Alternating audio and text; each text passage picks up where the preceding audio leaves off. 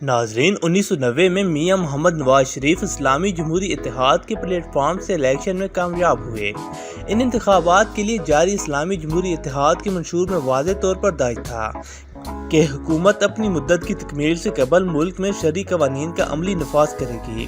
لیکن جب وفاقی شرعی عدالت نے 1992 میں سودی نظام کے خاتمہ کے لیے حکومت کو 6 مہینے کی مہلت دی تو سردار آصف احمد علی کے مشورے پر جولائی 1992 میں میاں محمد نواز شریف نے وفاقی شرعی کورٹ کے اس فیصلے کے خلاف سپریم کورٹ میں اپیل داخل کر دی، یوں اللہ سے جاری جنگ میں مزید شدت پیدا کر دی۔ نتیجہ کیا نکلا؟ اس اپیل کے داخل کیے جانے کے کچھ عرصہ بعد ہی صدر غلام اسحاق خان سے نواز شریف کے اختلافات شروع ہوئے۔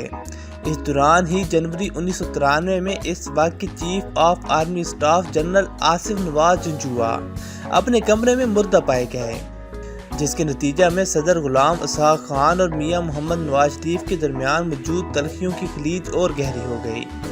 جنرل آصف نواز جنجوعہ کے بعد جنرل عبدالوحید کاکڑ کو چیف آف آرمی اسٹاف مقرر کیا گیا۔